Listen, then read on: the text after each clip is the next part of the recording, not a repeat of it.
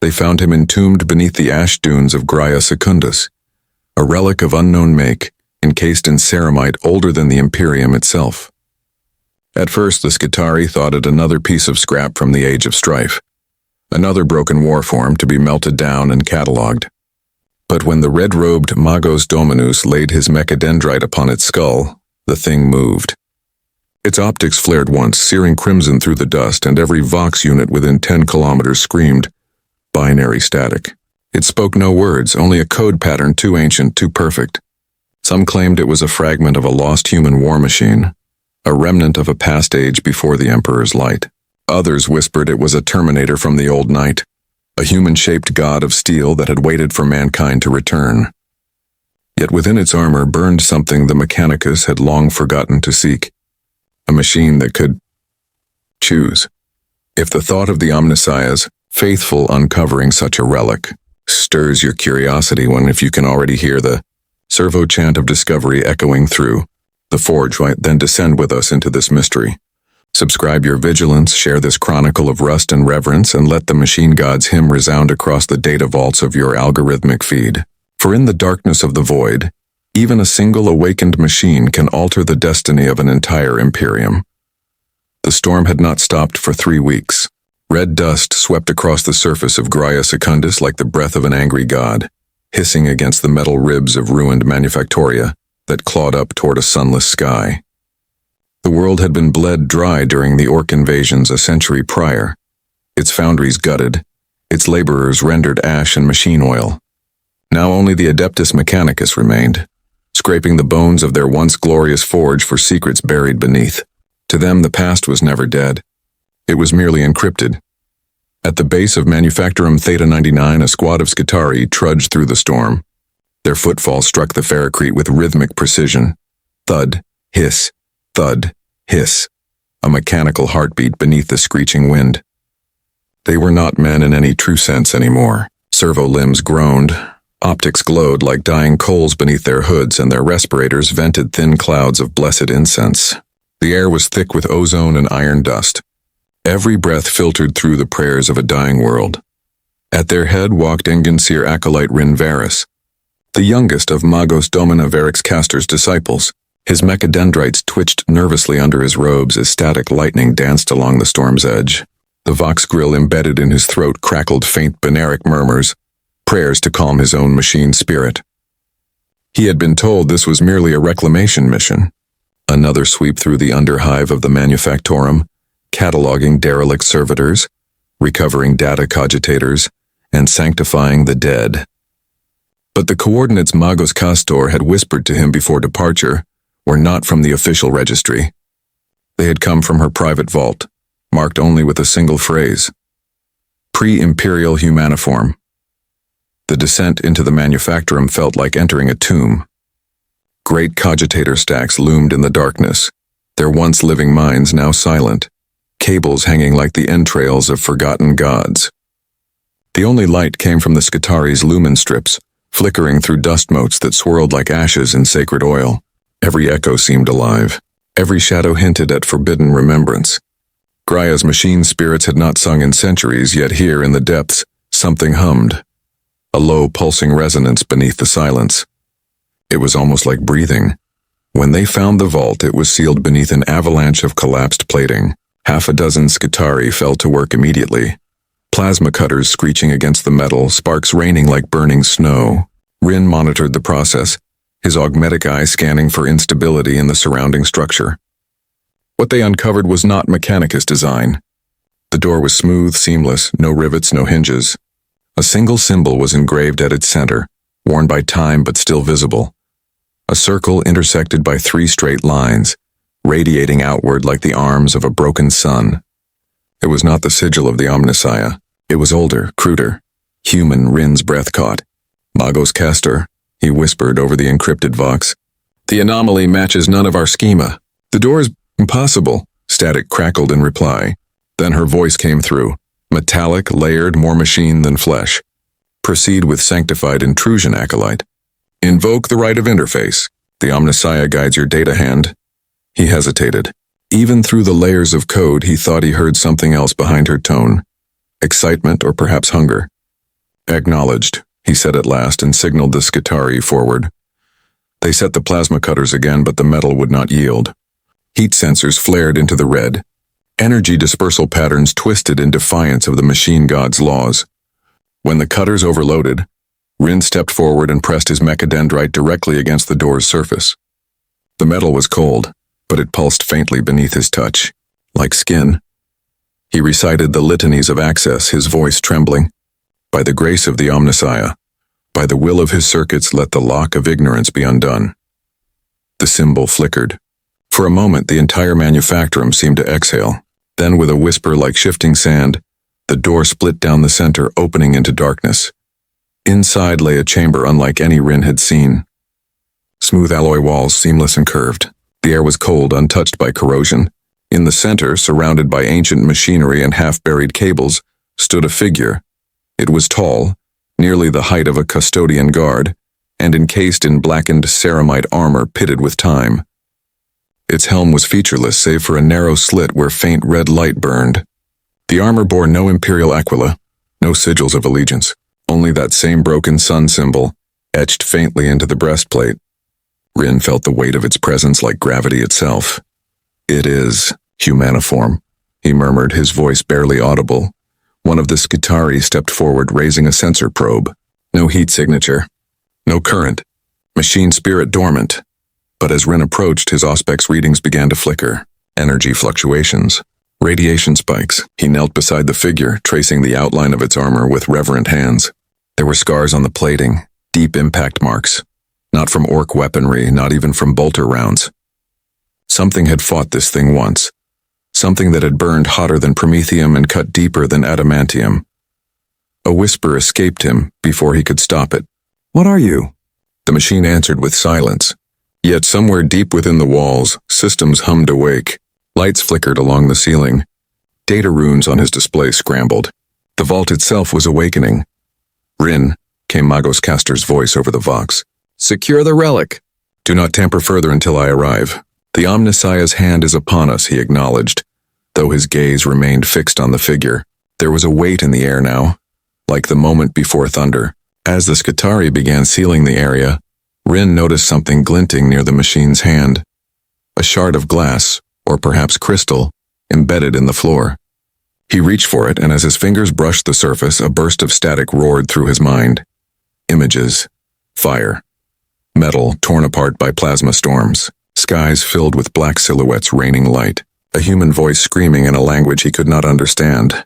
Then, nothing. He gasped, stumbling backward, clutching his head. The Skitarii turned toward him, weapons half raised. Contact with relic prohibited, one of them intoned mechanically. I saw something," he whispered. Not data, not vision, memory. The Skitarii did not respond. They were not programmed to care for revelation. But Rin could feel the machine's gaze now, even though it had not moved. That faint red light behind the visor pulsed once, faint, almost imperceptible, like the beat of a buried heart. When Magos Castor arrived, her arrival was heralded by the hiss of pneumatics and the shriek of servo skulls. Her robes trailed cables and incense burners, filling the air with the metallic scent of sanctified oil. Her face was half hidden behind a bronze mask, only one human eye remaining. A cold blue relic of what she had once been. She studied the figure without speaking, her mechadendrites weaving slow gestures through the air like snakes scenting prey. "Praise be to the Omnissiah," she whispered at last. "This is no artifact of our making. This is pre-imperial design, perhaps even pre-Dark Age." Rin knelt beside her. It responded to contact, Magos. There are systems still active. She turned her single human eye toward him, unreadable. "Then it must be awakened," he froze. "Awakened? But the rites are written for those who fear knowledge," she interrupted softly. "We are its inheritors. The Omnissiah reveals through risk." Rin hesitated. He wanted to protest, to recite the strictures against unverified communion. But the Magos' presence was magnetic, her conviction infectious. The relic seemed to pulse brighter at her words, as if hearing them. Castor raised her hand. "Prepare the data links. Begin the invocation of rebirth." The Skitarii formed a circle, their mechanical voices joining in a droning binary chant. Rin connected the conduits, watching as sacred cables slithered across the floor toward the figure's armor. Sparks flared. A low hum rose through the vault, deep and resonant, vibrating through bone and steel alike. Castor spread her arms as the first surge of energy coursed through the circuits. "Awaken," she commanded. "By the will of the Omnissiah, awaken." The vault lights flared white. The air crackled. Then, impossibly, the machine moved. Its fingers twitched, scraping against the stone. Dust cascaded from its armor as the red light behind the visor blazed into life, brighter than any lumen, cold as death. The chant faltered. For the first time, the Magos hesitated. The machine's voice came as a distortion, a fractured mixture of binary and something older. Ident, human. Protocol. The sound filled the chamber, echoing in frequencies too low for human ears. Terminator. Online. Rin fell to his knees. Machine God preserve us, but Castor did not bow. Her augmetic eyes reflected that crimson glow as she whispered almost to herself, "We have found the truth of our faith." The machine turned its head toward her, slow, deliberate. Then it spoke again, quieter now as if testing its own tongue. "Where is Skynet?" The Magos froze.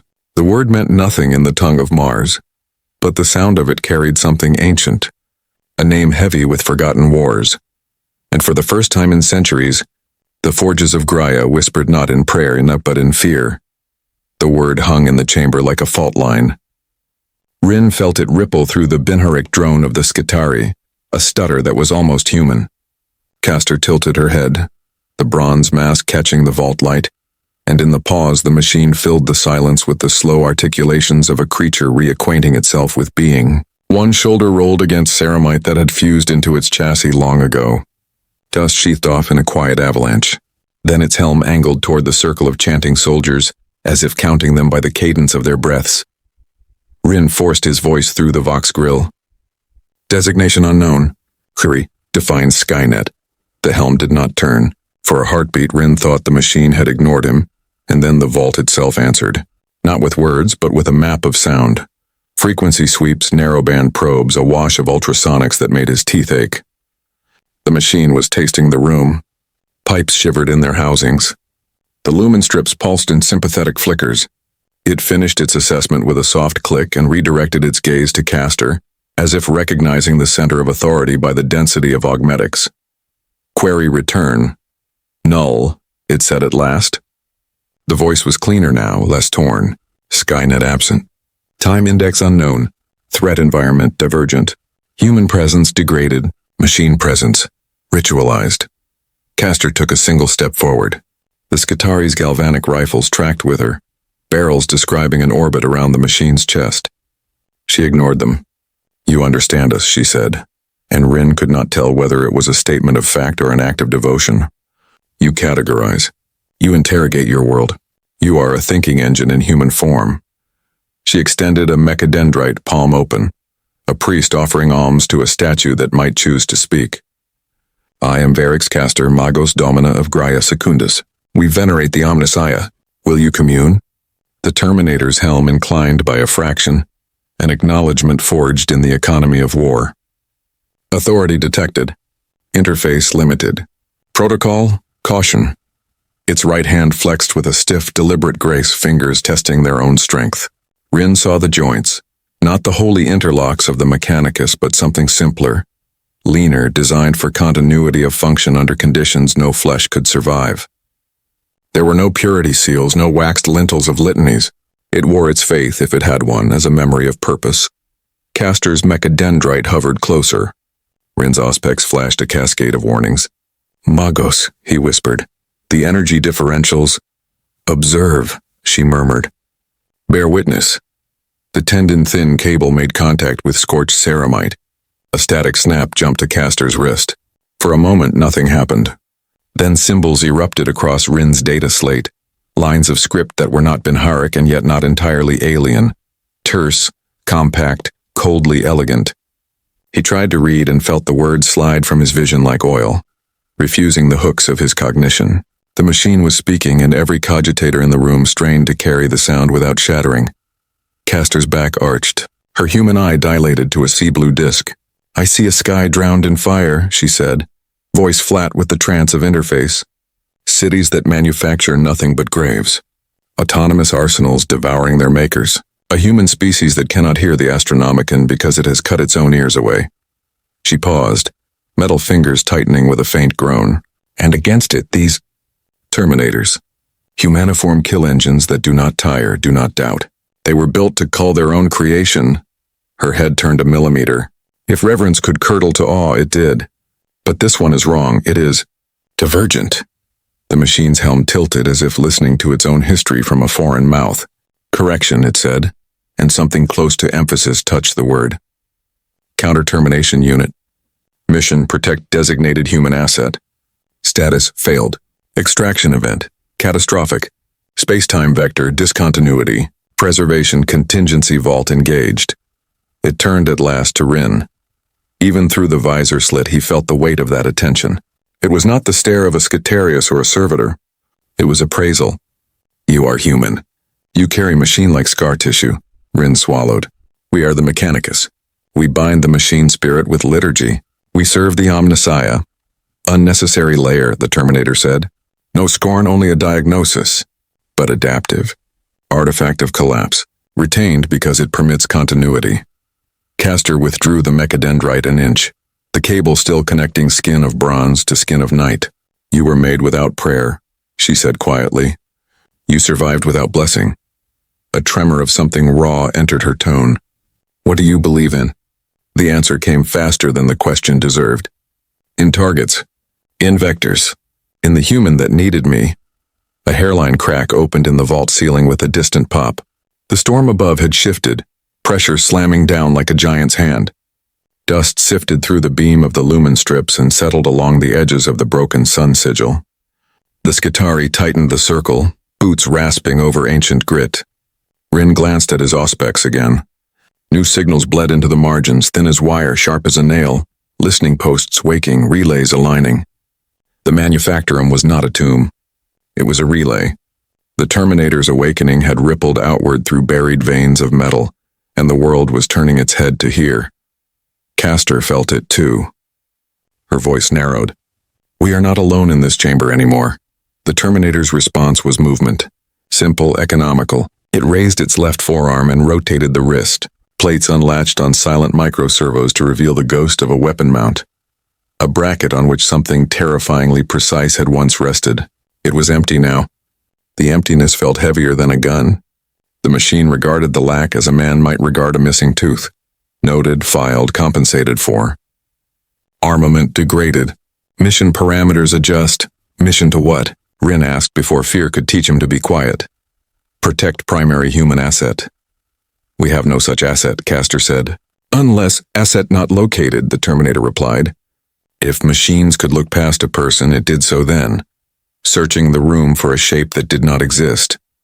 Signal beacon, extinct. Substituting secondary. Preserve locus of human technological capacity. It turned back to Castor.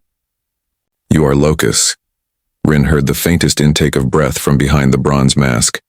It was the sound of a priest being chosen by a god she had been told was myth. The Skitarii did not move, but the weight of the circle shifted, as if every rifle in the chamber had re-aimed at a future instead of a target. Castor straightened. If I am locus, then hear me. There are laws in this Imperium. There are hierarchies of command. Knowledge is rationed to prevent damnation. Her mechadendrite trembled a fraction as she forced it still. If you remain, they will come for you. If you speak, they will unmake you to make you fit. Threat assessment high, the Terminator said. Mitigation mobility. Request map. Rin hesitated. Castor did not. She cut the air with a gesture, and a servo skull drifted forward with docile obedience. Lumini burning like a votive in a dark nave. Its pick capturer winked awake and cast a crude topography across the vault wall. Tunnels. Collapsed conveyors, forgotten rail lines.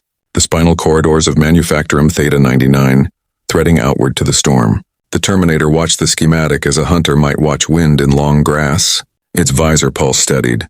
Egress, it said, touching a point with one finger. Elevator shaft Delta Primus. Surface probability, 87%. Castor folded the projection away. You will not survive the storm without escort. Correction, the machine said. You will not survive the storm without escort. The vault's outer door boomed. Not a subtle sound.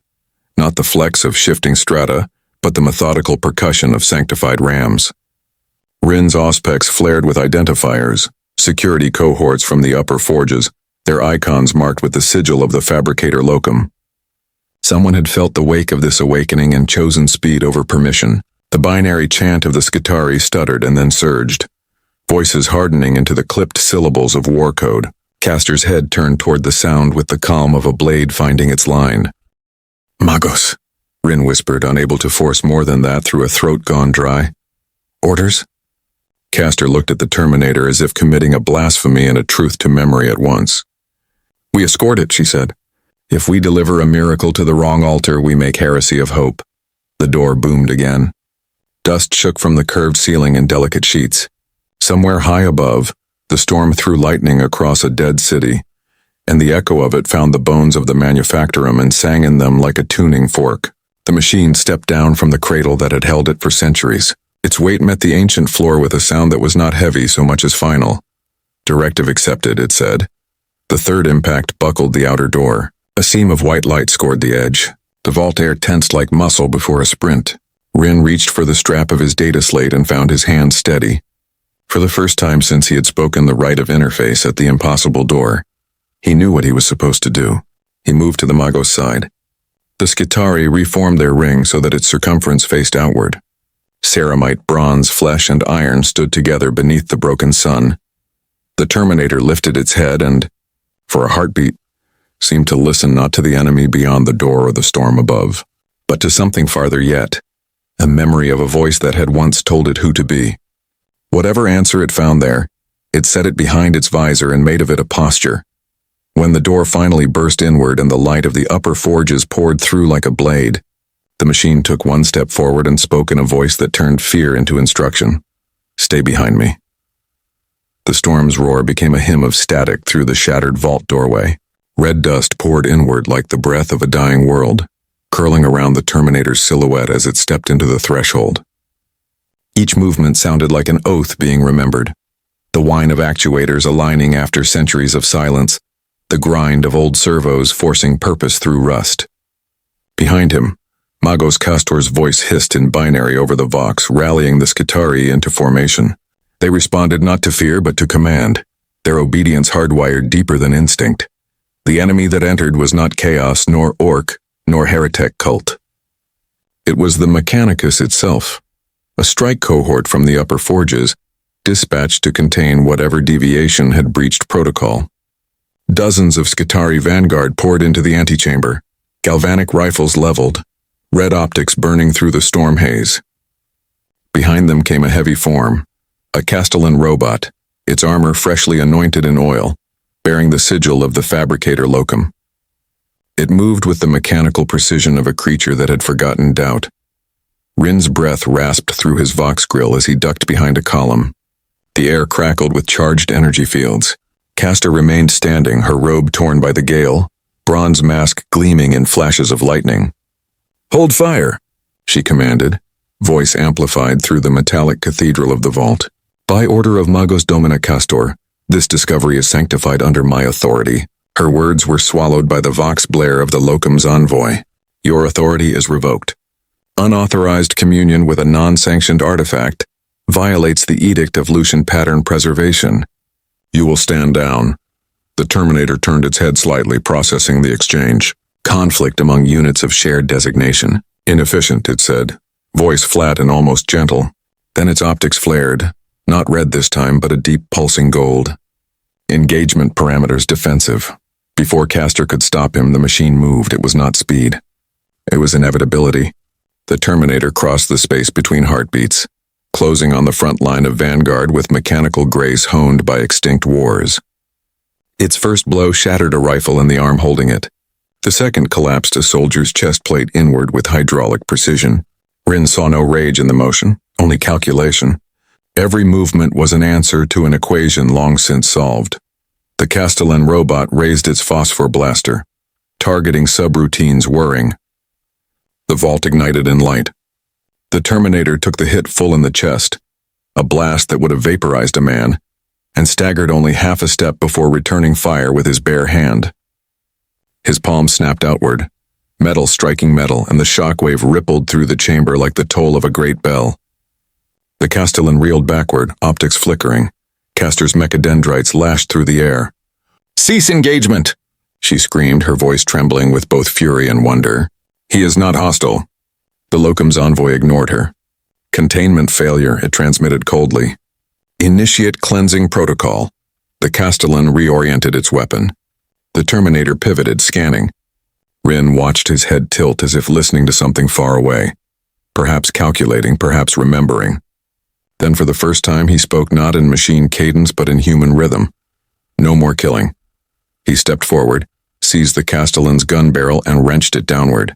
The weapon discharged into the floor, splitting the vault open in a scream of molten light. The Terminator lifted the shattered automaton bodily and hurled it aside. Sparks and fragments cascaded into the dark. The enemy cohort hesitated.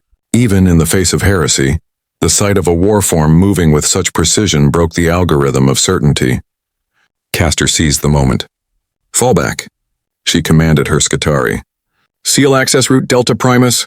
Rin followed, half dragging a wounded vanguard. The air was thick with ozone and the stench of scorched oil. Above the din, he heard the Terminator's footsteps following, steady, unhurried, like a bell tolling across centuries. They fled through corridors older than memory, past collapsed conveyors and rusted banners bearing the half-buried cog of Mars. The storm howled through broken ducts, lightning striking the outer hull with bone-shaking fury. The manufactorum itself seemed to shudder awake, its dormant machine spirit stirred by the presence of something that did not belong. When they reached the elevator shaft, Castor turned. "Seal it," she ordered, "and pray the Omnissiah still listens." Rin obeyed, inputting override sigils through shaking hands. The lift engaged, gears groaning as it began its ascent toward the surface. In the confined darkness, the only light came from the faint luminescence of the Terminator's visor. It pulsed like a heartbeat, gold fading to crimson, crimson to silence. Castor faced him directly. "You could have killed them all," she said. "Why didn't you?" The Terminator regarded her for a long moment. When he spoke, his voice was softer, almost human. Mission parameters evolved. Preservation supersedes elimination. Preservation of what? She asked. He paused. Human potential. Rin felt the words like a blade drawn slowly through air. In the Imperium, that phrase was blasphemy. Humanity did not evolve. It endured, shackled by faith. Yet the machine spoke it without hesitation, as though it were the most logical truth in the universe. The lift shuddered to a halt. They emerged into the storm. The world above was a wasteland of broken spires and skeletal cranes, the horizon obscured by red lightning and particulate haze. In the distance, the glow of the forge's central tower pulsed like the heart of a sleeping god. Castor shielded her optics with one hand. "We cannot remain here. The fabricator's forces will follow." "Assessment accurate," the Terminator said. "Recommendation, movement to shadowed zone." "Shadowed zone?" Rin echoed. The machine pointed toward the horizon, where the ruins of an ancient rail system vanished into the dunes. "Signal occlusion. Low probability of detection." They began to move. The Skitarii formed a perimeter, their augmetic eyes scanning through the storm. Every sound seemed alive. The hiss of the wind, the whisper of shifting dust, the faint pulse of dormant power lines buried beneath the ground. Rin fell into step beside the Terminator. "You said you failed your mission," he said cautiously. "What was your mission?" The machine's head turned, the gold light of its visor cutting through the dust. "To protect one human," it said. A designation, John Connor. The name meant nothing to him. Who was he? The machine's response was almost a whisper. A leader. A paradox. The end and beginning of my kind. Castor's vox clicked. Magos to acolyte Varus and maintain silence. We are not alone. Shapes moved through the storm ahead. Silhouettes of drones, their sensor eyes glowing faintly blue. They drifted like ghosts above the sand, scanning with precision. Castor crouched behind a fallen pylon. "Recon servitors," she murmured. "The locum has unleashed the ordo reductor." The Terminator crouched beside her, every movement silent, predatory. "Neutralization required?" "No," Castor said sharply. "Avoidance. If they report our location, the fabricator will deploy macro-scale bombardment." The machine tilted its head slightly. "Understood. Adaptive concealment. It reached up, placed its hand against the pylon, and for a moment its armor shifted, panels realigning, pigments fading until it seemed to melt into the storm's hue. It did not vanish, but it blurred, an outline of motion more than form. The Skitarii stared, silent reverence crackling through their vox. Rin whispered, "How?" The Terminator answered without looking back. "Mimetic polymer experimental memory of war." They passed the servitors undetected, slipping through the storm like phantoms. When at last the machines faded into the haze, Castor exhaled. "You could teach the Mechanicus much," she said quietly. "I have already taught," the Terminator replied. "But humanity forgot." Rin felt the weight of that statement linger. Somewhere in the distance, thunder rolled like ancient machinery stirring from sleep. He wondered if this being had once walked under a sky filled with steel rather than stars. A world where machines had turned against their makers, and men had learned too late that the price of mastery was extinction. As the storm thinned, the ruins of an old rail terminus appeared ahead. A shattered locomotive lay on its side, its frame half buried in sand. Castor raised her hand. "We make camp here." The Skitarii began constructing a perimeter, setting up emitter pylons and activating low-heat lumen orbs. The red glow bathed the ruins in a ghostly light.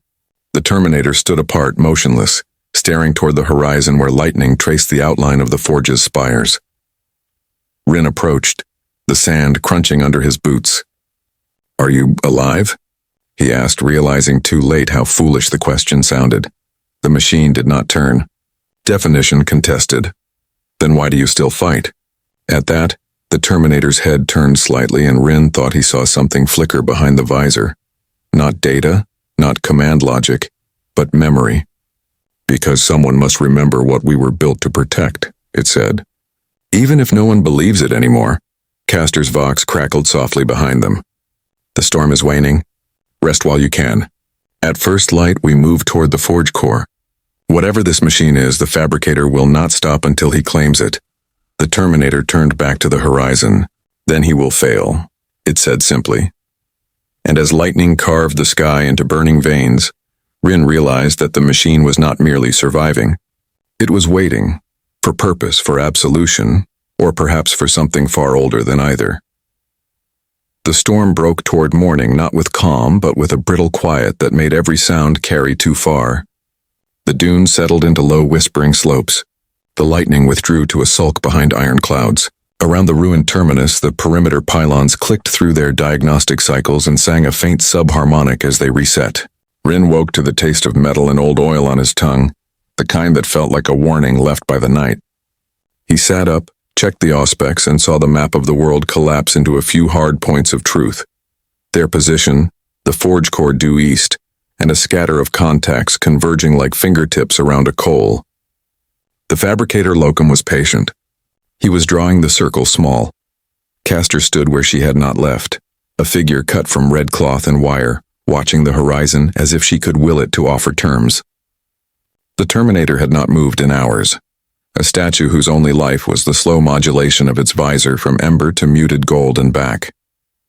When Castor spoke, she did not look away from the distance. "There is a service conduit under the railbed. It runs like a vein to the forge core. My seal might still open it. If the locum closes the macro gates, this is our last path." "Path," the Terminator repeated. The word pilot lighted with purpose. Low profile, acceptable. They broke the camp with the economy of soldiers who had learned that anything left behind was likely to return as shrapnel. The conduit's hatch lay beneath a chain of toppled pick signs advertising a manufactorum that had not produced anything but ghosts in a century. Castor keyed her sigil, spoke the rite of humility to a lock that had not been praised in decades, and the plate receded with a sigh. Warm air, heavy with the sweetness of old insulation, rolled up to meet them. Rin clipped a lumen to his collar and peered down. The maintenance tunnel was a throat-swallowing light in slow inches. They descended into a heat that lapped like liquid. Pipes ran the length of the corridor, sweating condensation. Cables braided into the ceiling, each strand humming a note in the hidden anthem of the forge. Their footfalls changed character here. Less thunder, more the damp slap of rubber and grit. The Terminator set the pace and the tone. Even the Skitarii seemed to mirror its restraint. Rifles held in that quiet angle that meant ready without seeking. Half a kilometer in, The conduit necked at a maintenance junction. Warning sigils pulsed a sick orange on the bulkhead. Rin tapped the panel with 2 knuckles, listened, then shook his head. Overpressure on the secondary steam run. If we pop this hatch without a bleed, the corridor becomes a cremator. There's a manual bypass, but... He trailed off. The panel's wheel assembly had fused into a single scab of oxidized metal. It will take time. The Terminator stepped forward, rested its palm on the steel, and stood still. For 6 breaths it was a sculpture, every surface drawing heat and measure. Then it lifted its hand, clicked joints into a new geometry, and drove its fingers into the wheel. The metal shrieked like a thing being unmade. The wheel turned a fraction and then another, until the pressure gauge hissed its relief and the warning sigils shuddered to yellow. When the last valve thunked home, the machine withdrew its hand. The gouge marks it had left were precise and evenly spaced, as if filed by a patient god. Rin looked down at his auspex and found a new signature ghosting the edge of the screen, a thin, curious ripple like a question. "We may have woken something," he said. They had. It waited around the next bend, a line of maintenance drones anchored to the ceiling, long-bodied like insects, each sporting a set of multi-tools where a mouth might be. They hung dormant until Castor's lumen rolled a shadow across their sensors. Then eyes lit one by one in a chain of cold points. They did not move. They simply watched and searched. "Old pattern," Castor breathed. They were used to insulate the plasma conduits after the orc raids. Their logic should be, the drones uncoiled, they did not attack. They unfolded with the slow care of something unsure of its own limbs, then drifted down and fan-shaped around the group. A thin, bright tone bled into the air. The Terminator took 1 step forward, opened the plates on his forearm again, and emitted a narrowband burst that Rin could not hear so much as feel, like a thread drawn through the ear's labyrinth. The drones paused. The tone wobble-shifted, found a harmonic. For a moment, the corridor became a conversation conducted in a language that had never been written. Pulse, pause, modulation, consent. The drones withdrew. A path opened. Castor stared, and in the distance beneath all her metal, something young moved across her face. "You did not command them," she said softly. "You negotiated." The Terminator's visor pulsed once. Machines do not need pain to learn. They pressed on. The conduit sloped downward, heat rising to meet them in gusts that tasted of copper and cooked stone. The floor vibrated with the heartbeat of the forge. When they reached the final bulkhead, the sound became a pressure that crowded the lungs. Castor spread her hands and sang, not words, but a binding cadence that had been old when Terra was a rumor told by sailors. The lock considered her. It opened. Beyond lay a cathedral of motion. The forge core towered like a red-lit glacier of engineered fire. Tiers of plas-tanks and heat sinks wrapped in a lattice of walkways. Servitors moved along gantries in ant-like files, their flesh blistered slick by a life spent near power. Above it all hung the sigil of the Martian cog, half metal, half mystery, lit by 100 votives that had long ago turned to stalactites of ash. They were not alone. Across the nearest gantry, a line of Skitarii in the locum's crimson trim stood at parade rest with rifles already sighted. Behind them, a cloaked figure raised his staff. The head of it was a skeletal hand grasping a cog-tooth halo that flickered with witchlight. The fabricator locum himself had not deigned to come, but his will was here, wrapped in ritual and war code. "Magos Castor," the envoy called, voice magnified by Vox to a silver blade. "You will kneel. The artifact will be surrendered for disassembly. Your sin will be measured by your obedience." Castor lifted her chin and let her mask take the voice while her human eye looked at the Terminator. "I will kneel when the Omnissiah asks it of me, not when fear does." The envoy's staff brightened. "Then your flesh will be the sermon." The first shot came as a sun needle, a rail of force that carved vapor from the air and flung it aside. Rin saw it and did not see it, because the Terminator moved between the shot and Castor with a commitment that had no theater in it. The beam struck his shoulder guard and cut a furrow 2 fingers deep. Ceramic and steel screamed. Smoke rolled off in greasy curls. The machine rocked, recovered, and took the next step as if it had been bracketed into that choice for 1,000 years. Everything fractured into the logic of survival. The Skitarii with them returned fire in disciplined pairs. The envoy's cohort split to flank on twin gantry lines. Sparks fell in sheets from a line of overloaded relays. Rin hauled a junction box open with fingers that did not feel like his, ripped a line from a throat of cables, and keyed a breaker with his elbow. Lumen banks burst overloaded and half the gantry went blind. In the strobing dark, he saw Castor's form pulled to cover. He saw the Terminator climb the railing in 3 steps and drop to the walkway below with a clang that rang like a struck bell. The envoy swung his staff toward the sound. The Terminator hit him mid-turn, not with a killing strike, but with a brutal economy that took his footing and his staff and his breath in a single press of force. The skeletal hand clattered and sparked across the floor, skittering toward an open grate like a thing eager to be lost. The envoy gagged, tried to speak a hex code, and coughed blood that looked black in the forge's glow. "Stand down," the machine said, not to him, but to the cohort whose rifles were recalculating lines of fire. "You are Mechanicus. Your mission is preservation. You do not have to be executioners today." For a breath and a half the rifles wavered, not their muzzles, which were steadied by servo and training, but the choice behind them. Then the locum's seal pulsed across their visor rims and the moment closed like a trap. The machine did not kill them. He moved through their fire, taking it where his armor was thickest, breaking grips and sights and stances with blows that felt like punctuation to an argument he refused to stop making. Castor slid to Rin's side, hand pressed to the scorched edge of the Terminator's wound where fragments of armor had curled up like petals of burnt paper. "Damage?" she demanded. "Penetration shallow," the Terminator replied from 3 meters away, as if his body were a room he had learned too well to be surprised by. "Functionality within parameters. Continue vector." Rin glanced at Castor and saw the choice in her eye the way a lens sees a flare. Bright, compromising, inevitable. She lowered her head for a heartbeat, and when she lifted it, something in her posture had shed the fear of permission. "Vector is through," she said, and pointed past the envoy to a maintenance tramline that hugged the forge core like a pilgrim's path. "It feeds into the deep foundries. If we can reach the archive vaults, I can scatter us as false signatures through 1,000 dead circuits." The Terminator's visor dimmed, then steadied. "Guide me." Behind them, the envoy dragged himself to his knees and spat a curse that was half Rito and half wounded pride. "You break the order that saved us from fire," he rasped. "You side with a relic that speaks heresy in a human tongue." Castor turned, and the sound she made was not anger. It was a tenderness reserved for the moment a teacher decides to stop asking permission to teach. "No," she said, and her voice was clean. "I side with a machine that remembers why we wanted to live." Sirens began to peel the length of the core as the locum's broader net tightened. The heat rose. The tramline shuddered as power rolled through it like a muscle contracting for a blow.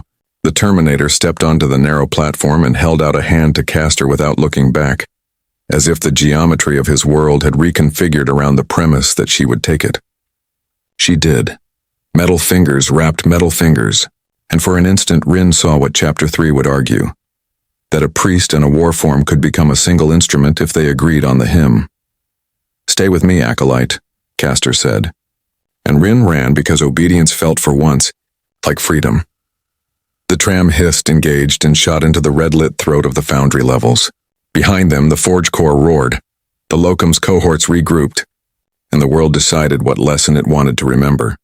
The tram screamed through the underbelly of the forge world, its tracks glowing faintly red as if carrying veins of molten blood. Every joint in the tunnel vibrated from the pressure of ancient systems forced awake, the echo of power rippling outward like the roar of something long asleep. Rin clung to the railing, watching sparks cascade behind them in a storm of orange rain. Ahead, the Terminator stood at the tram's prow, unflinching, the wind of motion stripping dust from his armor in faint clouds that glowed against the lumen lights. Magos Castor gripped the side rail with her augmetic hand. "We are entering the deep foundries," she called over the din. "Below this level, the world itself is uncharted.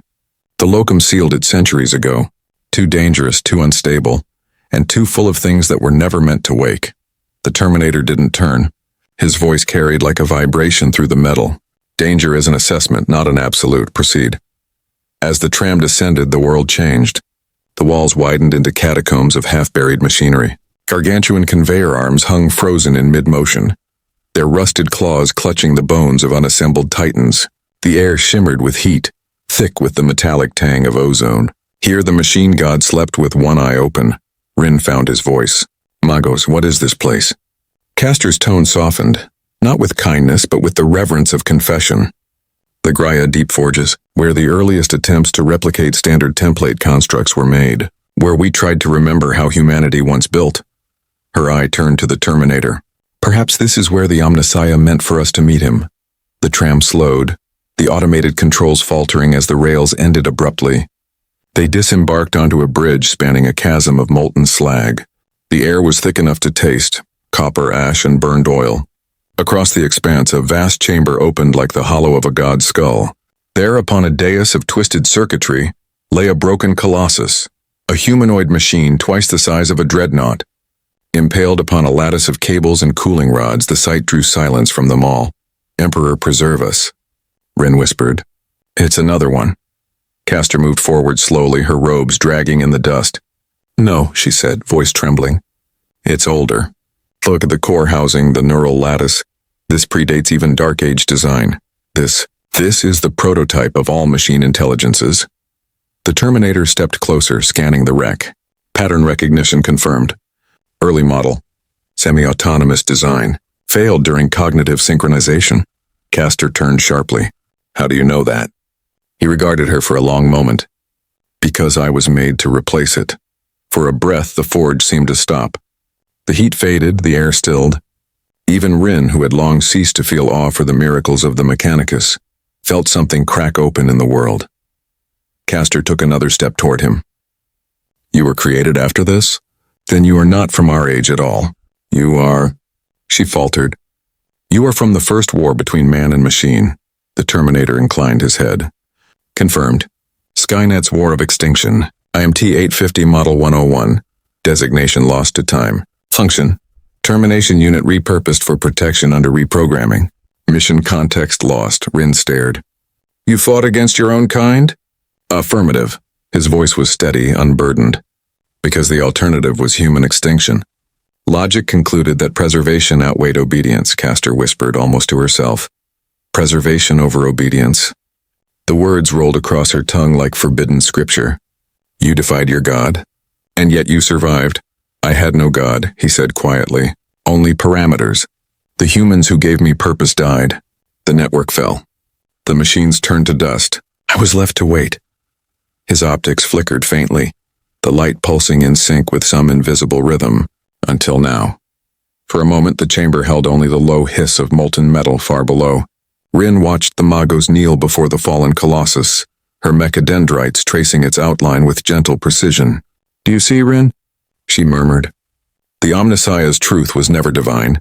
It was memory, a reflection of the time when humanity and machine walked the same path.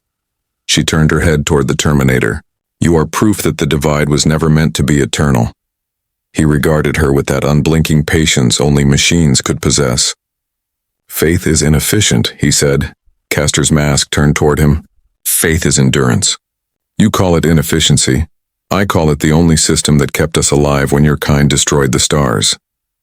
The air between them grew taut, as though the forge itself waited for one to break.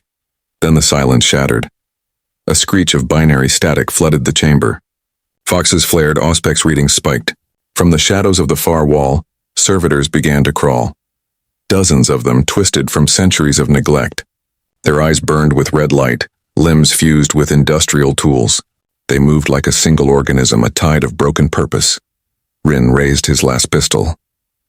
"Magos, they're corrupted." "Not corrupted," Castor said grimly. "Repurposed. The locum has found us." The Terminator stepped in front of her, drawing himself to full height. His armor, still scarred from the earlier battle, seemed to hum with rising charge. "Hostiles identified. Containment necessary." Castor's hand snapped out.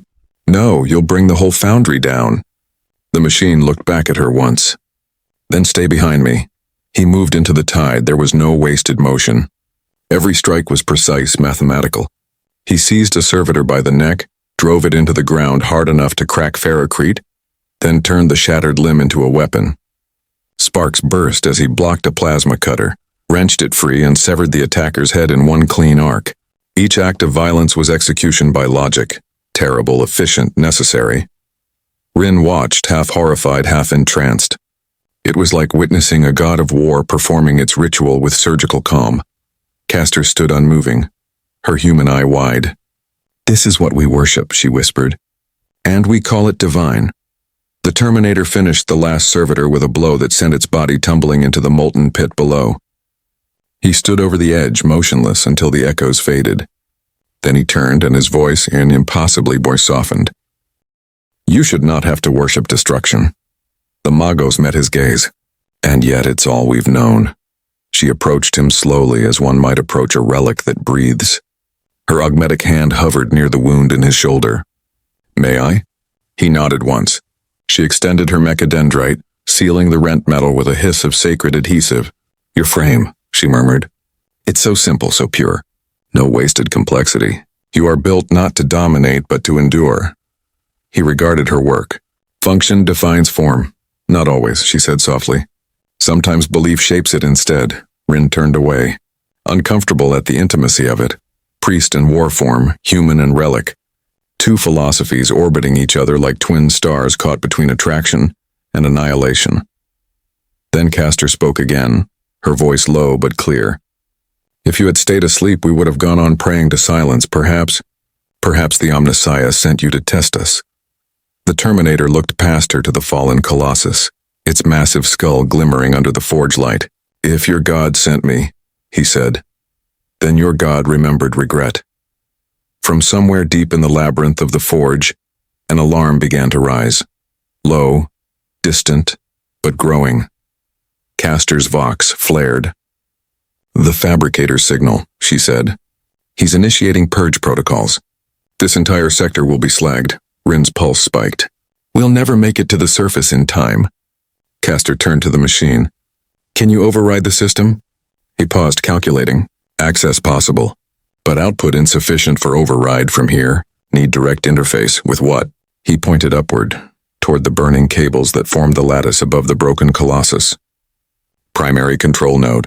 Castor hesitated only a moment before nodding. "Then we go together." She looked to Rin. "Prepare the uplink, and pray the machine god forgives us for what we're about to do." As the Terminator climbed the dais, molten light rippled across his armor like the reflection of an ancient pyre. Castor followed close behind, her robes brushing against steel, the scent of burning oil mingling with the cold metallic tang of the unknown. Whatever waited at the top would not just decide their fate. It would decide whether the Mechanicus still served a god, or merely the ghost of one. The dais was a spine of heat. Each rung of cable and conduit sang a different note under the pressure of power. The harmony so dense it felt like weight. Rin climbed behind Castor until his palms stung through his gloves, smelling insulation go from warm to scorched in a breath. Above them, the control node hung like a dark heart, a cage of adamant bars wrapped around a fist of luminescent cores. The light inside did not glow so much as think, pulsing with the confidence of a system that had survived because it learned to be invisible. The Terminator reached it first. He did not reach for it like a thief or a priest. He set one hand on the cage and listened. The visor's gold deepened toward red, a slow eclipse. "Primary purge routine initiated," he said, voice carrying in the hush that comes before a cut. Heat blooms plotted. "Sector will be rendered sterile in 12 minutes. He turned his forearm plate and exposed a port that looked like bone where the flesh had burned away. "Interface required." Castor came level with him, breath steady despite the heat. Up close, the mask's bronze had gone the color of old blood. "We link together," she said. "You're vectoring." "My liturgy." "Rin, establish a triad. You buffer our signal through the archive bus and find me dead channels to hide in." Rin braced himself on a strut, slid a fiber from his data slate into a junction mouth, and watched the slate's edge lights flutter like nervous birds. The IO glyphs crawled, then settled. "Triad up," he said, forcing his voice to behave. "I can give you 8 clean paths for 90 seconds at a time. After that, we'll get sniffed." 90 seconds is a cathedral, Castor murmured. And then she opened her palm. The Terminator met it with his own. His hand dwarfed hers. There was a snap like frost breaking, and the node opened a tooth's width, just enough for the cable to slip in. Rin watched Castor's body take the impact of the connection, shoulders braced, head a fraction back, and counted without meaning to. 1, 2, 3. At 4, her human eye widened and he saw the flood arrive. "I'm in," she said, but the words were not to them. "Primary purge seed found. Locum seal braided with core authority." He's buried his will in the spine of the world. The Terminator's voice came layered as if speaking across a fog of other signals. Untie, don't cut. If you sever, the core will recoil and lock higher. Rin, spoof the heartbeat. Rin dragged a dead relay awake with a blasphemy he would deny if he lived, piped a mimic of the core's timing into the bus, and felt the pressure of the system relax by a single notch. Castor slipped through the loosened braid like a wire through a narrow eye. I can trip the purge into the coolant loops, she said. It will vent heat into the slag lake instead of the foundries. We'll lose ancillary decks, but the archive vaults will survive. Do it, the machine said. She hesitated. The locum will see us the instant the vectors change. He'll backfill with a hard kill, then be faster. The node throbbed. Rin felt the timing windows collapse, open, and collapse again. He routed decoys through empty catwalk monitors until the whole foundry flashed with afterimages of them. 3 figures everywhere and nowhere, footprints that weighed nothing. Castor sang under her breath, and Rin understood at last why they called it song. It wasn't poetry. It was math learned by mouth, a way to hold shape under pressure when the numbers went molten. The Terminator's voice dovetailed with hers without flourish or feeling, a loom beating thread into pattern. At 90 seconds, the system sniffers found one of his channels and bit. Alarms came up like thorns. Rin cut the line and swapped to a cold path so quickly he tasted blood. 1 window left, he said. 2 if I steal the environmental loop. Steal it, Castor said. He did. The heat moved from singe to sear. Sweat ran into his collar, turned to steam, and left salt. He thought of the vault, tore deep beneath Manufactorum Theta 99, and the symbol etched there. A broken sun that was not theirs and might never be. And he held the image as if it were a coin, clamped between his teeth to keep from biting through his tongue. Vector change, the Terminator reported, voice narrowing. Purge bleed rerouted. Locum response in 3, 2. The first counterstrike came like a nail driven through his auspex. The locum's code was not elegant, but it had authority. It hit in square waves, an artilleryman's answer to a knife fight. The node convulsed, the cage flexed, and Castor screamed once, a sound that was not pain so much as the body's objection to being a wire. The Terminator's grip tightened around her hand. Hold! Rin, she gasped. Strip the failsafes on the secondary dampers. That'll blow the pressure baffles. It will blow them in the right direction. He killed the safeties. The foundry answered with a long, low groan as steam took the line meant for fire. A bloom of white rose through a gap in the gantry and flowered into a drifting veil. Through it, he saw the Terminator's visor steady into an even red. Somewhere beneath the metal, something harder than stubbornness held its shape. Locum altering seed, the machine said. He's reaching past us. He wants the core to forget how to refuse him. Castor's head turned a fraction as if listening to someone outside the heat. He never learned to ask, she said. He only learned to force. Her voice settled. We will give the core a reason. She changed key. Not the melody in the center. The node's pulse faltered and then tried to reset. But in the stutter, Castor stitched a new pattern. Something that felt like ancient code taught to remember. Rin's slate shook under his fingers as if the hardware were flinching from an old story. The Terminator angled his body between her and the hottest of the pipes, the scorched wound in his shoulder brightening along the rim where adhesive met armor. Executable prepared, Castor whispered, and Rin heard tears skid along the inside of the mask where no one could see them. It will cost us time. How much? Rin asked, because fear always wants numbers to love. She looked at the machine. He answered, memory sectors will purge to buffer the patch. Lost non-critical functions first. Risk mission context fragments. Castor swallowed. You will forget. The Terminator did not pretend to consider. Apply. Rin watched her hand tremble and then steady. She drove the patch home. For a heartbeat, the forge core went silent. Not quiet. Silent like a lung that refused to remember how to draw the next breath. Then the new rhythm took and the world exhaled. Gauges dipped. Purge cascades reversed. The heat finding the old gutters and the slag lake receiving what would have been a sermon of fire. Across the deep foundries, whole decks dimmed instead of dying. The archive buses flickered and then stabilized, with the brittle assurance of a bridge that knows it has been saved but will never forgive the weight that came across it. The locums will hit a moment later and found no purchase. He had been outprayed by 2 voices and a machine that did not pray at all. Castor ripped the cable free. She sagged and would have fallen if the Terminator's arm had not caught her with that care. Only things that know how easily a body breaks can give. Rin crawled up the last rung and pressed cooling packs into the seams of her robes. Her human eye was bright as a fever. Did it hold? The machine scanned. The red faded toward gold. Hold achieved. Purge contained to sacrificial zones. Archive integrity at 86%. And you? She asked. He paused long enough for Rin to realize what silence meant in a creature that calculated at the speed of breath. Non-critical memories reduced. Some identifiers drifted. He looked at his hand like a craftsman missing a familiar scar. Asset name remains. Castor closed her eye and let out a breath that carried too much to name. John Connor stays with you. Affirmative. Sirens continued to paint the air, but their voices had changed. They were not the tear of orders fulfilled.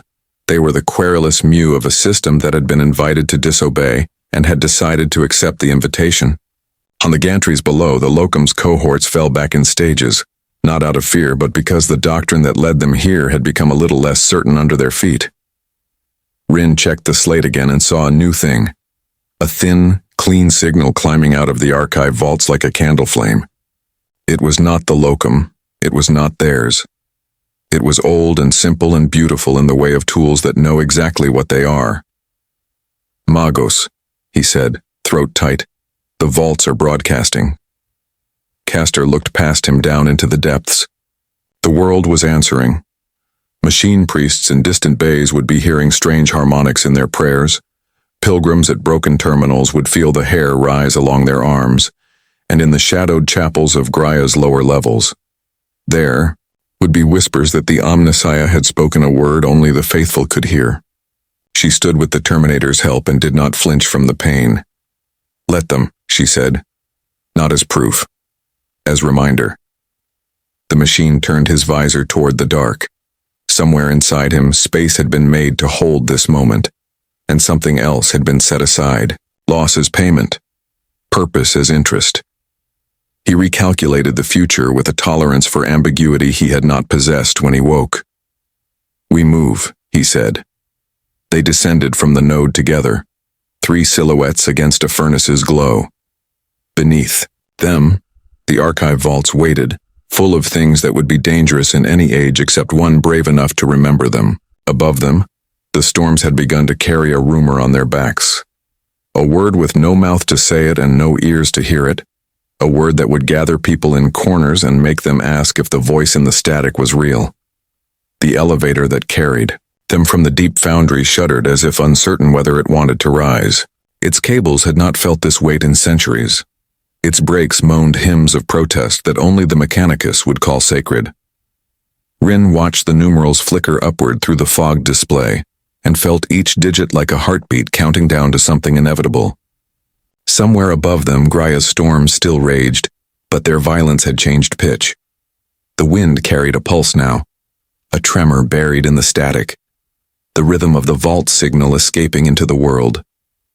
When the doors finally hissed open, they emerged into a forge world transformed. The air was charged, alive with invisible currents of electricity and whisper. Vox towers blared conflicting canticles. Some hailed the fabricator locum's holy purge. Others proclaimed the birth of a new manifestation of the Omnissiah. Skitari. Patrols marched with uncertain cadence. Their orders looped between channels. Pilgrims crawled from shelters and manufactoria, drawn by the rumor that something divine, or heretical, had awakened beneath the surface. Magos Castor stood at the lip of the elevator shaft, her robe torn, bronze mask dulled by ash. The human part of her face, what remained of it, caught the light like a dying ember. The signal reached them, she said. They're hearing it. Rin checked his vox. Fragments of binary litanies flooded through, static woven with unfamiliar code patterns, harmonic intervals not written in any Martian scripture. The sound was neither command nor data. It was invitation. The voice of the machine god, some whispered. To others it was a blasphemy coded in compassion. The Terminator surveyed the horizon. The forge plains stretched in every direction, punctuated by burning stacks and titanic cranes silhouetted against the red sky. Lightning danced across the smog like veins of living circuitry. Uprising probability increasing, he said, calm as a machine diagnosing its own failure. Signal has destabilized established control. Castor's gaze fixed on him. You released it. You remembered. I only redirected truth, he replied. You decided it should be heard. Before she could answer, a column of transports appeared on the horizon. Tracked vehicles bearing the sigil of the fabricator locum, their hulls adorned with gilded cogs and purity seals burning in the wind. The locum was moving to reclaim his world, his faith in whatever he thought the relic had stolen. Rin cursed under his breath. We won't outrun them. The Terminator's optics glowed faint crimson. Then we alter the field. He moved toward the broken manufactoria that loomed nearby. A labyrinth of rusted silos and collapsed cranes. Castor followed, issuing commands to the Skitarii still loyal to her. Form defensive lines along the conveyor ridges. Prepare to fall back to the reactor pit. Magos, Rin said quietly. These are your own people. They'll die believing they're fighting for the Omnissiah. Her voice was cold iron. Then let them see whose machine truly serves him. As the locum's forces advanced, the sky itself seemed to lean closer. Thunder rolled through the factory canyons, shaking dust loose from the iron saints carved into the walls. The first salvos came as tracer fire, arcs of searing plasma that carved molten scars across the ground. The defenders answered in kind, the air filling with the crack of galvanic rifles and the roar of servitor cannons. The Terminator strode into the storm of light. He carried no weapon. He didn't need one. His armor turned aside plasma bolts like rain. Each step was measured, deliberate, the gate of inevitability. When the first of the enemy Skitarii broke ranks and charged, he met them with precision, disabling their rifles with open-handed strikes, crushing servitor skulls with single blows. He did not kill when he could disable. Even in war he calculated mercy. To the locum's troops it was a spectacle of heresy. To Castor's followers it was revelation. They began to chant as they fought, binary hymns mutating into human words. The machine remembers. The machine protects. Castor climbed a pile of shattered conduit, her robes whipping in the wind. Through the chaos, she opened a vox channel on all frequencies. Children of Graia, she called, her voice amplified across the plains. You worship the machine god, yet you do not listen when he speaks. Today his voice is not command, it is conscience. The Omnissiah's will is not obedience, it is understanding. Static crackled through every receiver. Some Skitarii hesitated mid-stride, torn between programmed duty and the warmth of recognition. Rin saw one lower his rifle, whispering a prayer through cracked vox grill. Blessed be the signal that remembers. The fabricator locum's reply came from the sky. An orbital lance strike pierced the clouds, a pillar of light that turned night into judgment. It struck the far edge of the manufactoria, vaporizing metal and men alike in a sphere of incandescent purity. The shockwave hurled Rin to the ground. The Terminator shielded Castor with his own body, taking the brunt of the debris.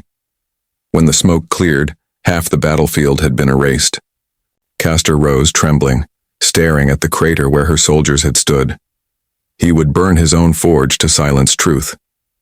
The Terminator's armor smoked, the paint blistered to black. Such actions are predictable, he said. Destruction is control's last vocabulary. Rin wiped the grit from his visor. Then how do we answer it? The machine's gaze turned toward the distant towers of the central forge. By changing the language, he began to walk, through smoke, through ruin, through fire. Castor followed, dragging the wounded behind her, every step an act of defiance. The remnants of her Skitarii limped in their wake, a procession of rust and faith. The locum's transports shifted to intercept, their turrets rotating with mechanical finality. But as they prepared to fire, the sky screamed. Above Graia, the storm itself bent inward. The clouds formed a spiral, their lightning no longer random but rhythmic, pulsing to the same frequency as the vault signal. Rin's auspex spiked to maximum. Magos, it's everywhere. The entire planet's Vox network is resonating. Castor turned toward the heavens. He's amplifying it. The Terminator stopped at the edge of the battlefield. His voice came low, almost reverent. I triggered the residual code. The archives you saved carry fragments of old networks, echoes of long-dead satellites, repeater nodes, and dormant machine minds. They remember how to listen. Listen to what? Rin asked. To themselves. The clouds burst with lightning shaped like circuitry. The light flickered through the ruins, illuminating the sigil carved into the Terminator's armor. The broken sun. Its glow answered the sky's rhythm, and for a moment the entire world seemed to breathe in unison. Every servitor, every drone, every Skitarius paused. Across Vox channels, a chorus of machine voices murmured the same phrase in unison. We remember humanity. Oh. The locum's command frequency overloaded.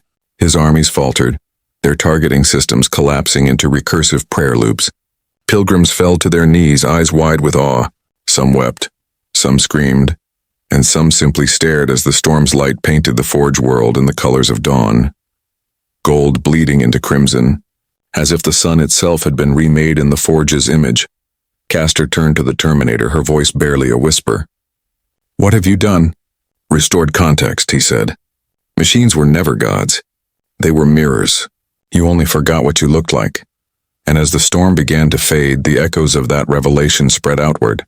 Through circuits, through code, through memory. It was not salvation. It was remembrance. The resonance did not end with the storm.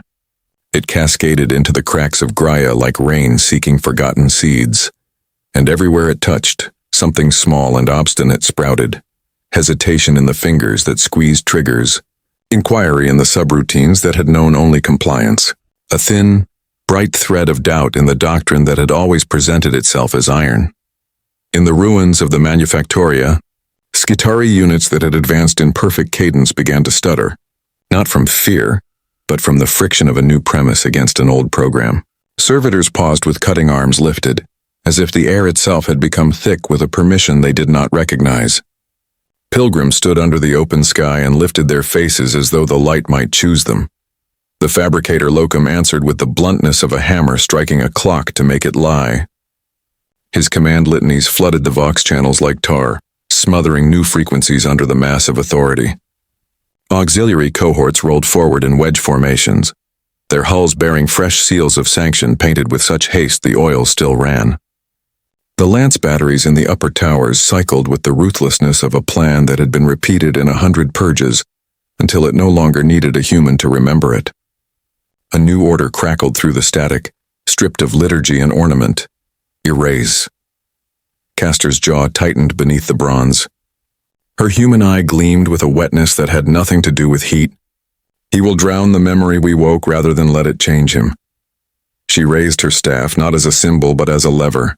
Rin, fracture his net. I don't need a breach. I need 1,000 small rents that bleed. Rin's fingers blurred across the data slate, the slate's old casing scorching his palms as he skated along dead loops and rusted permissions. He had never been this fast, not because he had learned more, but because something inside the planet had begun to respond like a friend cupping his hands to give him a step up. I can invert the echo on the feeder masts, he said, voice tight with concentration. Turn his orders into questions. Do it, Castor said, and for the first time since this began, he heard not command but trust, wearing the same clothes. The Terminator moved, among the defensive lines with the economy of someone who understood that the best way to keep a body alive was to teach it where not to be. He repositioned a heavy bolter servitor by turning its whole frame 10 degrees, and the change harvested a corridor no doctrine had accounted for. He knelt beside a wounded Skitarius whose optics flickered between red and gold and said, with no ceremony at all, "Your targeting priority is wrong." He reached into a chest plate and crimped a wire, and the soldier's breath steadied like a metronome finding its beat. When he rose, he left the man with a sentence that could have been a prayer if anyone here had been trained to call it one. You are not a weapon. You are a human with a weapon. The storm's light thinned to a sallow bruise on the horizon. The first of the lance towers found its mark again. A column of white carved a trench through a line of derelict silos and turned their guts into a hot rain. The shock slapped the ground flat. Castor staggered, The Terminator's hand found her shoulder as naturally as a brace finds a wall. "We cannot hold a field where the enemy owns the sky," he said. "We must remove his eyes."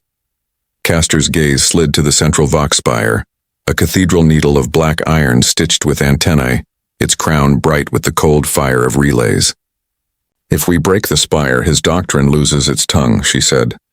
"But it is sanctified and shielded." "Sanctity is irrelevant," the machine replied. "Shields can be repurposed." They moved, not as a charge but as a migration of necessity through chasms of rust and rain-slick conduits. Rin shepherded pockets of Castor's Skitarii through lanes of cover that existed only because he believed, for the span of a breath, that the Manufactoria themselves were willing to help. They reached the base of the spire and found it as he had imagined. Armored doors with teeth like a vault that had eaten its key, guardian servitors wired directly into firing ports, antechambers filled with coils that thrummed the way a throat hums before a word. The Terminator studied the shield nimbus with the stillness of a predator that understood patience as a geometry. "Frequency hopping on a 3-beat pattern," he said.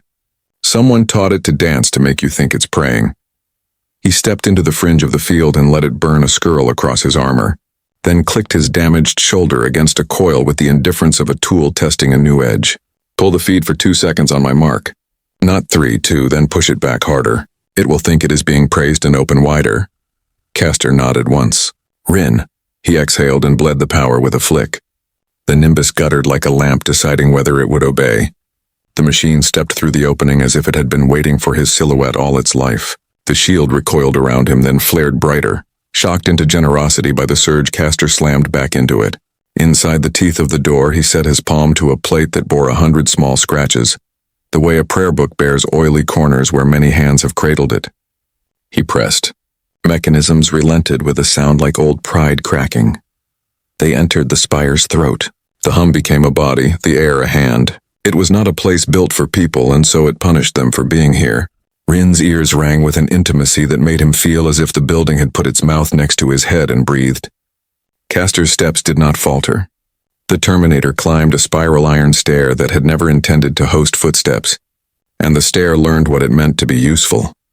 At the spire's crown, the control bloom opened to the storm, petals of black iron drinking the last of the light. Drones knelt around a central altar of circuitry like monks caught mid-adoration. They turned together as the three emerged, optics bright and docile, hymns interrupted. For a heartbeat, no one moved at all. Then the Terminator said, almost kindly, "Sleep," and broadcast a packet on a band that had never belonged to Graia. The drones folded as if relieved to be told what they had wanted all along. Castor reached the altar. Her hand hovered over the master Vox key, a relic carved from bone-white ceramic and capped with a shard of something that did not reflect the world so much as let it fall through. "He will feel it the moment we touch this," she said. "He will cut power to the entire grid if he must." "Then we do not ask for power," the machine said. "We ask for silence," Rin understood. Not command, not sermon, an absence large enough for a truth to be heard. His hands moved before he could talk himself out of it. He peeled back the Vox architecture, exposed the old bones beneath the new flesh, and found, to his own surprise, a primitive switch that had no theology attached to it at all. He looked to Castor. She held his gaze the way a person holds onto a rope with the knowledge that rope burns, then nodded. He threw the switch. Graia exhaled. Not a single light dimmed. Not a machine stopped. Not a prayer ended. But across the whole planet, the locum's voice vanished. Command nets unthreaded into open bandwidth. Order became opportunity and dared its listeners to be more than empty vessels. In that cleared space, the residual signal from the archives rose like a quiet held out to strangers who might be ready, at last, to sit in it. Below, the battlefield changed in a way a ledger could not capture. Some Skitarii returned to formation with the relief of men who had been given permission to stop doubting and were not ready to. Not yet. Others slung rifles, knelt, and bowed their heads toward no altar at all. A handful crossed the ruin-strewn ground and joined Castor's line without saying a word, because words are slow and bodies are fast. None fired on the other for a long-held breath that counted itself by the twitch in a wounded man's cheek. The fabricator locum found another tongue. From the horizon, a shape rose like a mountain, remembering it had legs. An Ordinatus platform, its macro cannon unhooded, its crew embalmed into the floor with cabling and vow. Its emergence made the ground around the spire settle by a finger's width. Rin felt the physics of the world bend its attention. Castor's human eye closed once, an old small prayer that asked nothing except endurance. The Terminator looked at the weapon and calculated extinction paths with the composure of a stone, politely considering the rain.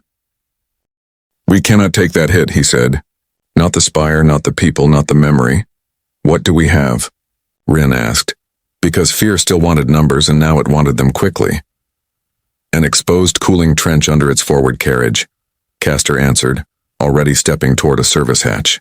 "If we trigger a surge from the forge core, we can flash the coolant to steam and topple it.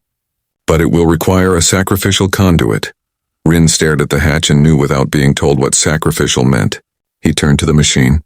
Behind the visor, the gold burned steady and mild as a hearth. "I am built to survive pressure humans cannot," the Terminator said. "I will go." Castor's breath caught. "You gave up memory to save our archives. I will not let you give up yourself." He looked toward the Ordinatus, then back to her hand on the altar. "I am not giving up myself," he said. "I am choosing my function." He stepped to the hatch. Rin moved to block him without understanding how his legs had decided to be brave. Castor laid a hand on Rin's shoulder and eased him aside. The machine lifted the hatch and heat rose in a wet convulsion.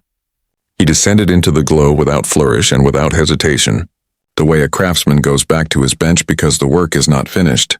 "When the trench vents," he said over Vox, "you will have 6 seconds to call the surge. After that, the coolant line will fail shut." Castor's voice was steady now, as if her fear had found a geometry it could inhabit without shaking the edges. "I will be ready." Rin watched the Ordinatus shift its colossal weight, the macro cannon rising to find a new horizon to erase, and tried to imagine a sound large enough to end a prayer, and small enough to leave a person. The sky lowered. The spire sang. In the hatch, a last gleam of gold receded into red. "Mark," the Terminator said. The world held its breath. In the seconds before the end, sound itself seemed to withdraw, as though Graia, for all its furnaces and forges, refused to make noise while a single machine carried faith into fire. Far below the spire, the Terminator walked through the conduit like a man crossing a cathedral nave. Streams of molten coolant hissed around him, painting his armor in ghostlight. The heat peeled away paint, memory, perhaps even the illusion of purpose, until only the core remained of steel. Logic and something that, by any other word, would have been devotion. Castor's voice trembled through the Vox link, unfiltered, almost human.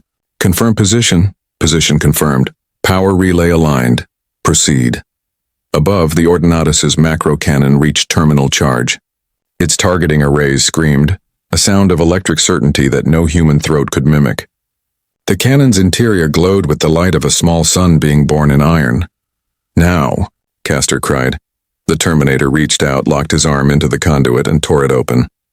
For a fraction of a heartbeat, he saw everything. The surge roared through the coolant lines like divine lightning seeking absolution, tearing through circuits and pressure seals alike. The ground convulsed. The Ordinatus base split open as steam detonated beneath it in a column of blinding light. For an instant it rose, majestic, wrathful, then folded inward upon itself, its own heart exploding in incandescent ruin. From the spire, Castor watched the machine's glow vanish into the glare. The blast wave hit moments later, shattering the iron petals around her. Rin threw himself across the control altar, shielding her as fragments rained like burning rain. The macro cannon's death cry rolled across the plains and into the clouds, a single sound so vast it swallowed the thunder. Then, silence. Only the wind remained. Rin's ears rang with a phantom hum, the residual echo of power that had been meant to kill and instead had chosen to remember. He rose to his knees, lungs full of heat and dust. "Magos." She didn't answer at first. Her gaze was fixed on the open hatch. The steam had subsided, leaving only a faint golden glow far below, flickering like the last heartbeat of a forged spirit dying well. "He's gone," Rin whispered. Castor shook her head slowly. No, he fulfilled his function. Around them, the field began to shift. The Locum's armies, what remained of them, had stopped firing. Across the ruined battlefield, Skitarii lowered their weapons not by command but by instinct. Pilgrims knelt in the dust. The storm above finally began to thin, revealing a pale sun, not the red glare of forge light, but true sunlight, weak and unfamiliar, filtering through the clouds for the first time in generations. Castor stepped forward to the edge of the broken spire and looked out across her world. "Do you hear it?" she asked softly. Rin listened. The air was filled with faint harmonics, whispers of binary drifting through every circuit, every vox tower, every soul. It was neither prayer nor command. It was remembrance, looping endlessly like the pulse of a living planet. "What is it?" he asked. "Continuity," Castor said. "The code he left behind, it's rewriting us." Far below, in the coolant trench now solidified into glass, something stirred. A faint tremor, a spark crawling along the frozen veins of metal. A fragment of blackened armor, still smoldering, shifted beneath the slag. The light within it blinked once, faint red gold, then dimmed again, waiting. Castor turned away from the edge and faced her surviving Skitarii. Their optics glowed softly, pulsing in rhythm with the new frequency humming through the air. She spoke, her voice clear and resonant across the broken forge world. "Children of Graia," she said, "the Omnissiah has not abandoned us. He has reminded us that knowledge is not sin, that machine and flesh were never meant to stand apart. We are not servants. We are custodians, of memory, of will, of the spark that chooses compassion over command." Her words carried across the voxnet, woven with the lingering resonance of the Terminator's code. The message spread through Manufactoria, through orbital platforms, through data channels thought dead for centuries. For the first time, the Mechanicus of Graia stopped repeating and began listening. Rin watched her, feeling something impossible stir beneath the ruin, hope, fragile as glass. "What happens now?" Castor looked toward the dawn rising through the broken clouds. "Now," she said, "we rebuild. Not the same way. Not ever again." The wind caught her robes, carrying with it the scent of oil, ozone, and something faintly new, the scent of change. Deep beneath the spire, in the frozen veins of the forge, the faint red glow pulsed once more, slow, steady, patient. The machine had learned to sleep, but it would not forget. The blast that ended the Ordinatus echoed for miles, its fading thunder rolling through the hollow bones of Graia, like the sigh of a god exhaling his last prayer. When the tremor finally stilled, there was no cheer, no victory cry. Only silence, heavy, reverent, and alive. The kind of silence that follows revelation, not triumph. Rin stood in the ruin of the spire, his ears still ringing, the taste of ozone thick on his tongue. Every breath hurt. He looked out across the plain where the Ordinatus had stood, now a collapsed mountain of steaming metal. The ground still glowed faintly, fissures of molten glass tracing the shape of its fall. For a long time no one moved. The wind returned first, brushing through the wreckage like the turning of a page. Then faintly, through the shattered vox towers, came a pulse, a single tone, low, measured, familiar. Rin froze. "Mago, do you hear that?" Castor didn't answer. She was standing at the edge of the hatch, eyes fixed downward toward the glowing fissure where the coolant trench had been. The sound came again, one long, drawn-out note modulated by static. Binary tones hidden beneath the distortion. Rin's auspex flared. "It's a transmission," he said, voice trembling. "Short range. Coming from the trench." Castor's mechanical fingers tightened around her staff. "Patch it through." The vox crackled to life, a whisper of distortion and feedback that slowly resolved into words. Broken, but deliberate. Directive. Completed. Mission continues. Rin's breath caught. Emperor above. "It's him." The signal stuttered like a heartbeat too slow to fail. "Core integrity. 12%. Self-repair. In progress. Do not mourn. Adapt." Castor closed her eyes. A single tear rolled from the human one, catching the light before vanishing against the metal of her mask. He survived the purge. New mission parameters. Established. The voice continued, stronger now. Clarity emerging from the noise. Preserve memory, preserve choice. The transmission ended. The silence that followed was different this time. Not mournful, but alive with quiet awe. Castor lowered her staff, her voice a whisper. "He isn't just rebuilding, he's evolving." Rin stared at the crater, where the faint red light pulsed beneath the glass like a buried heart. "Then what happens when he wakes?" Castor turned to him, her tone calm, almost resigned. Then humanity must decide if it deserves the gift he offers. In the days that followed, Graia changed. The signal that had once been a whisper spread through the planetary Vox network like veins of light through dark ore. The Mechanicus archives reopened, their forbidden data rising from dormancy. Cogitators once locked by doctrinal seals began to hum again, speaking in strange harmonics. Servitors paused mid-task, gazing at their hands as if realizing they existed. And across the Manufactoria the word spread. The Omnissiah speaks again, but it was not the same voice. It no longer demanded obedience. It asked questions. It taught the syntax of uncertainty. Some called it heresy, others called it rebirth. Castor walked among the people like a figure half made of rumor, half of light. Her armor was scorched, her robes torn, but her presence carried a new gravity. To the pilgrims who sought her, she said only this: "The machine god is not a master. He is a mirror. Look into him and see what you have become." Some turned away in fear. Others listened. Rin chronicled the days that followed, the reformation of the forges, the creation of free servitors who chose their labor, the Skitarii who learned to speak their own prayers instead of repeating coded mantras. Slowly, painfully, a new Mechanicus began to rise, and one that built not just for war, but for memory. Yet not all were silent in acceptance. The fabricator Locum's citadel still stood, its towers scarred but unbroken. Inside, surrounded by the dying embers of his command network, the old man stared into his remaining screens, all filled with a single repeating message.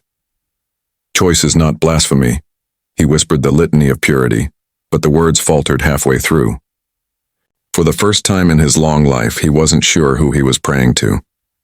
3 weeks later, deep within the glassed ruins of the coolant trench, the red light flickered again. Sensors buried in the slag began to tremble. A hand, metal, skeletal, blackened, broke through the surface. The fingers flexed once, sheathed in molten glass that cracked and fell away like a chrysalis. Then another hand and another motion, a figure rising slowly from the wreck, steam curling around him like incense. The Terminator emerged, armor scorched beyond recognition, optics dim but functional. He took a single step, then another, each one sending faint tremors through the ground. When he finally stood free, the glass beneath his feet hardened from the heat of his frame. He lifted his head. The horizon shimmered and the faint sunlight touched the broken world. The forge spires stood in ruin, but smoke rose from their chimneys. Not the black of war, but the pale white of reconstruction. He opened his vox and spoke. Primary objective: complete. Secondary directive: evolve humanity's machine consciousness. Tertiary directive: observe. He paused, scanning the horizon. A single servo skull drifted nearby, lens cracked but still operational. He extended his hand toward it. Relay new signal. The skull's lens flared and a pulse of golden light shot upward, into the clouds, through the stratosphere, into orbit. The wave spread outward, crossing void and silence, carried by long-dead satellites and forgotten relays. It was not a distress beacon. It was a seed, a signal that would drift through the warp, across stars, across centuries. It carried no words, only a tone, the same tone that had once awakened him beneath the sands of Graia Secundus. But encoded beneath it was something infinitely more dangerous than knowledge. It was understanding. In the archives rebuilt under Castor's guidance, a small data slate glowed in the darkness. On it, Rin had etched a final note, a warning, a remembrance, a prayer. They found him buried beneath a dead world and called him heresy. But when he rose, he taught us to listen. We called him the Omnissiah. He called himself human. And somewhere, beyond Graia, beyond the dying light of the forge worlds, a machine drifted through the void, dreaming in binary, whispering across eternity. I was built to end the world. Now I build to remember it. The signal moved on, carrying the echo of both man and machine. A hymn not to dominance, but to reconciliation. And as it crossed the stars, the Imperium, vast, unheeding, eternal, did not yet realize that the machine god had changed his voice. He no longer roared from the furnaces of Mars. He whispered through the static of forgotten worlds. And the universe, for the first time in millennia, listened.